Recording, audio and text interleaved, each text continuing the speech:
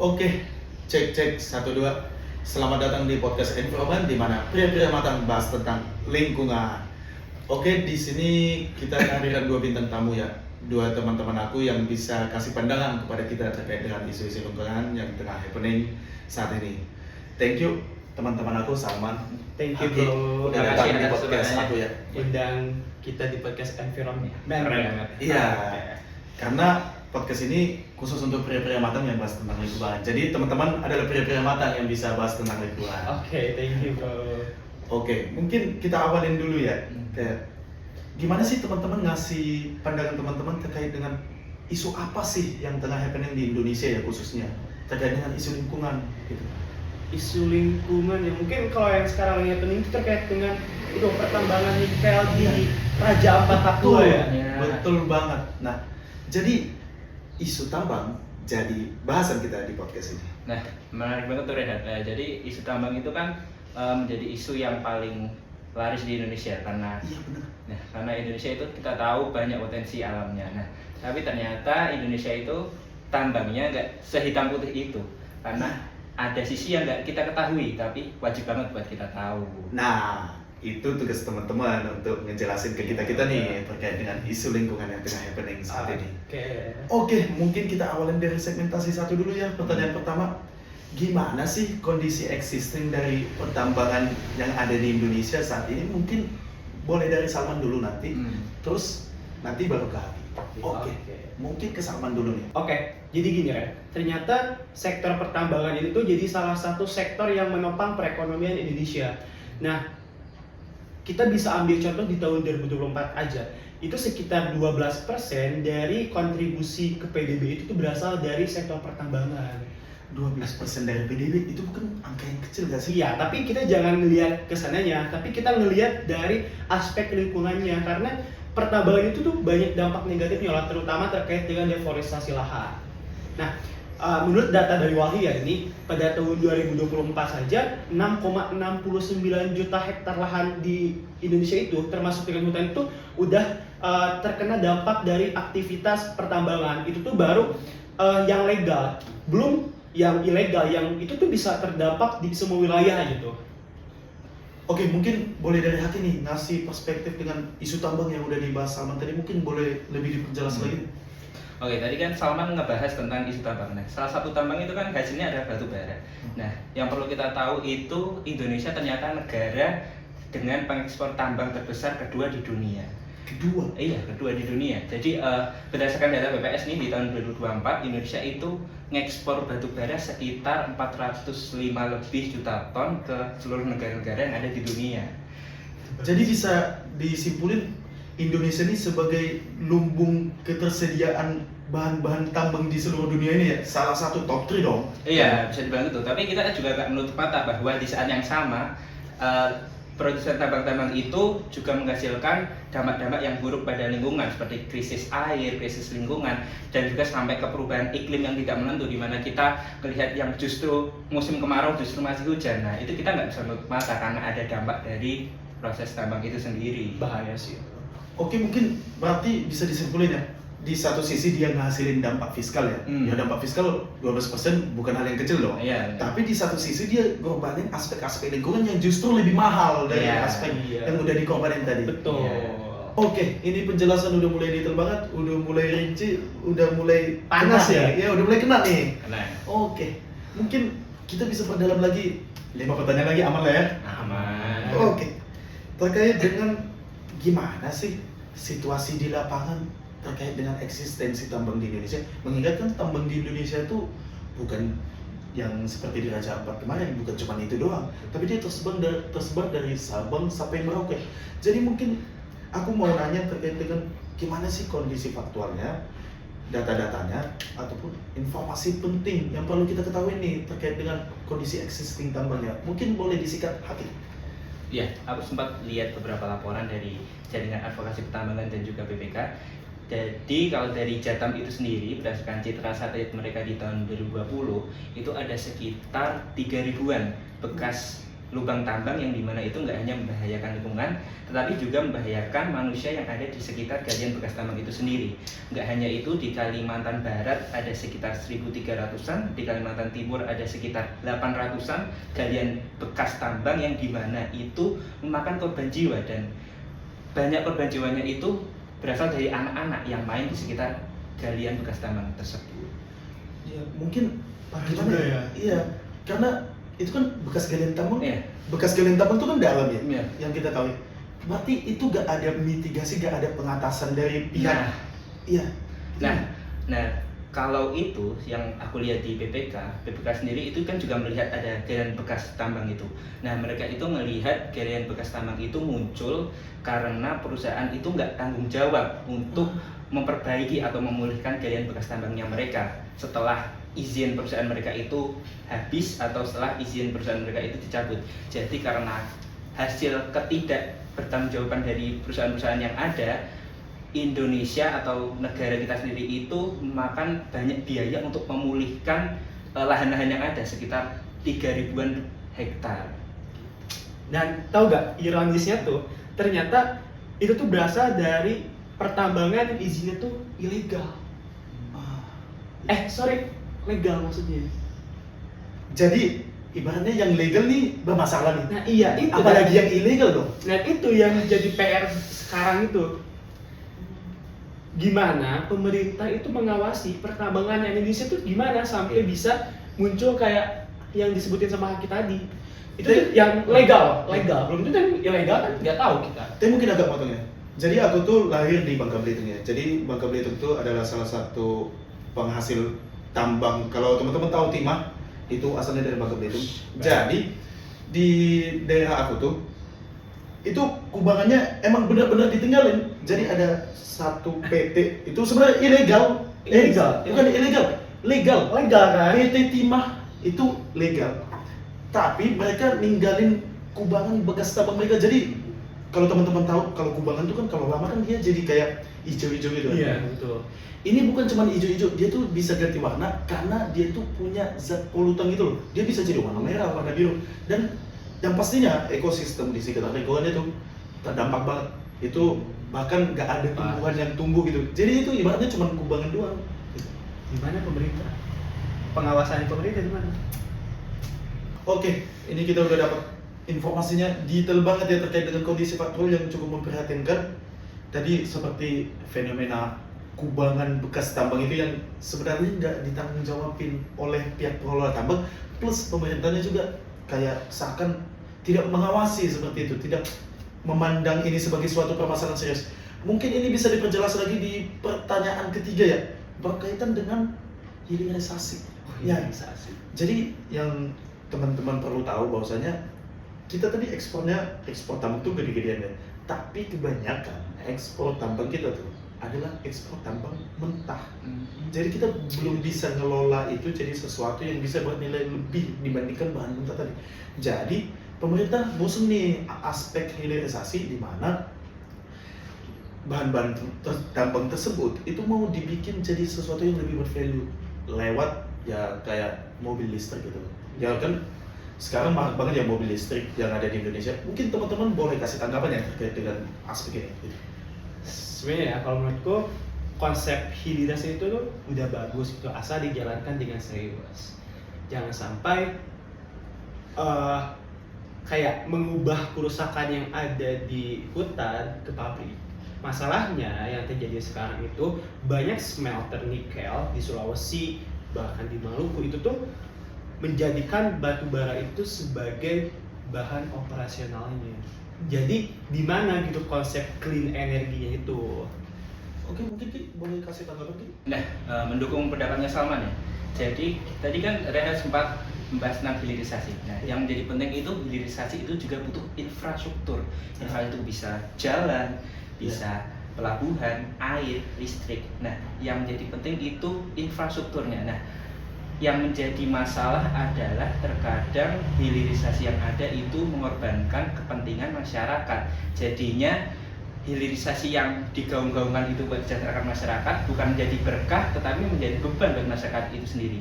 Sebagai contoh di Morowali misalnya itu kebutuhan listrik masyarakat justru dikorbankan dengan hilirisasi nikel yang dilakukan oleh pemerintah. Jadi gimana ya, kayak menggaungkan untuk kesejahteraan masyarakat, Tuh. kesejahteraan lingkungan, tapi di satu sisi aspek-aspek operasional ini sebenarnya menjadi hal yang lebih berdampak buruk bagi lingkungan itu sendiri ya. Jadi pertanyaan bro, mensejahterakan siapa? Iya, itu sebenarnya siapa sih pihak yang diuntungkan gitu lah. Stop. Next session mungkin ya. Udah Terlalu dalam ya. bahaya ini kita. Oke, sebenarnya pembahasan kita sebelumnya itu sedikit berbahaya sih, agak sensitif sebenarnya. Kita cari yang mana jalan sekarang. Tapi tidak untuk kalian berdua karena pertanyaan selanjutnya ini juga agak sensitif. Oke, terkait dengan istilah-istilah baru di aspek pertambangan. Oh, tahu ya. Jadi ada istilah baru namanya eco-friendly mining. Jadi suatu konsep di mana pertambangan dilakukan dengan asas kelingkungan yang baik, menjaga norma-norma lingkungan. Ya, teman-teman memandang fenomena ini jadi sebuah gimmick belaka kah atau benar-benar serius untuk menjaga lingkungan kita? Oke, mungkin boleh dari Salman dulu. Kalau dari aku ya, kayaknya kebanyakan sih masih gimmick ya. Masih gimmick. Masih gimmick, tapi kita jangan menutup mata kalau misal ada beberapa perusahaan yang udah bisa menerapkan konsep tersebut. Ada salah satunya tuh PT Freeport Indonesia. Tahu kan Freeport? Tahu, nambang emas. Nah itu.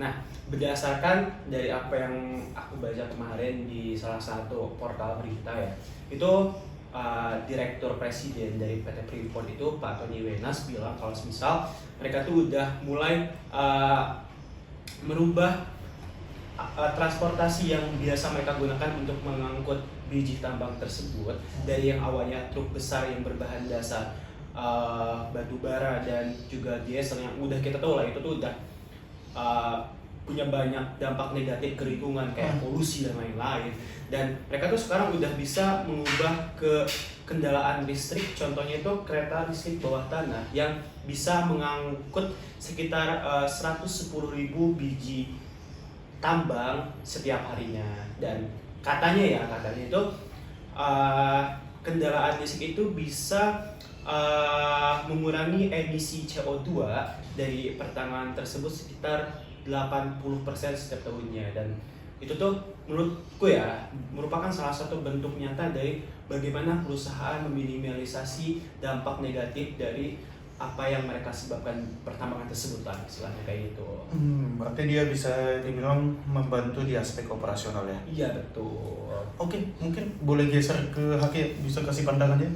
Ya, tadi berdasarkan dapatnya yang Salman sampaikan kan ada usaha dari perusahaan ya buat ngepulihin atau meminimalisir kerusakan yang mereka lakukan.